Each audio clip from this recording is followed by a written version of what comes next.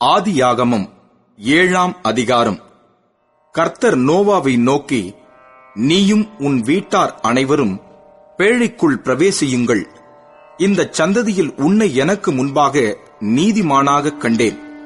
பூமியின் மீதெங்கும் வித்தை உயிரோடே காக்கும் பொருட்டு நீ சுத்தமான சகல மிருகங்களிலும் ஆணும் பெண்ணுமாக 7 ஜோடும், சுத்தமல்லாத மிருகங்களில் ஆணும் பெண்ணுமாக ஒவ்வொரு ஜோடும், ஆகாயத்து பறவைகளிலும் சேவலும் பேடுமாக 7 ஜோடும் உன்னிடத்தில் சேர்த்துக்கொள். இன்னும் 7 நாள் சென்ற பின்பு 40 நாள் இரவும் பகலும் பூமியின் மேல் மழையை வருஷிக்க பண்ணி, நான் உண்டாக்கின ஜீவ ஜந்துக்கள் அனைத்தையும் பூமியின் மேல் இராதபடிக்கு நிக்கிரகம் பண்ணுவேன் என்றார். நோவா தனக்கு கர்த்தர் கட்டளையிட்டபடியெல்லாம் செய்தான். ஜலப்பிரளயம் பூமியின் மேல் உண்டான போது நோவா 600 வயதாயிருந்தான். ஜலப்பிரளயத்துக்கு தப்பும்படி நோவாவும் அவனுடனே கூட அவன் குமாரரும் அவன் மனைவியும் அவன் குமாரரின் மனைவிகளும் பேழைக்குள் பிரவேசித்தார்கள். தேவன் நோவாவுக்கு கட்டளையிட்டபடியே சுத்தமான மிருகங்களிலும் சுத்தமல்லாத மிருகங்களிலும் பூமியின் மேல் ஊறும் பிராணிகள் எல்லாவற்றிலும் ஆணும் பெண்ணும் ஜோடு ஜோடாக நோவாவிடத்தில் பேழைக்குட்பட்டன. 7 நாள் சென்ற பின்பு பூமியின் மேல் ஜலப்பிரளயம் உண்டாயிற்று. நோவாவுக்கு 600ஆம் வயதாகும் வருஷம் 2ஆம் மாதம் 17ஆம் தேதியாகிய அந்நாளிலே மகா ஆழத்தின் ஊற்றுக்கண்களெல்லாம் பிளந்தன. வானத்தின் மதகுகளும் திறவுண்டன.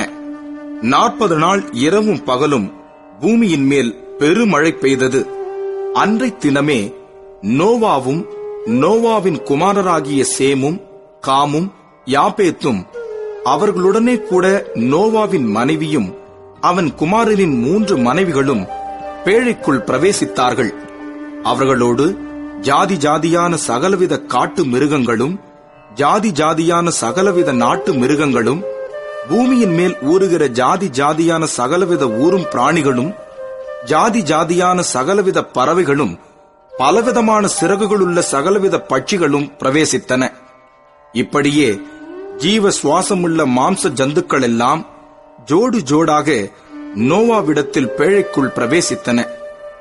தேவன் அவனுக்கு கட்டளையிட்டபடியே ஆணும் பெண்ணுமாக சகலவித மாம்ச ஜந்துக்களும் உள்ளே பிரவேசித்தன. அப்பொழுது கர்த்தர் அவனை உள்ளே விட்டு கதவை அடைத்தார். ஜலப்பிரளயம் 40 நாள் பூமியின் மேல் உண்டான போது ஜலம் பெருகி பேழையை கிளம்ப பண்ணிற்று. அது பூமிக்கு மேல் மிதந்தது. ஜலம் பெரு வெள்ளமாகி பூமியின் மேல் மிகவும் பெருகிற்று. பேழையானது ஜலத்தின் மேல் மிதந்து கொண்டிருந்தது. ஜலம் பூமியின் மேல் மிகவும் அதிகமாய் பெருகினதினால் வானத்தின் கீழ் எங்குமுள்ள உயர்ந்த மலைகளெல்லாம் மூடப்பட்டன.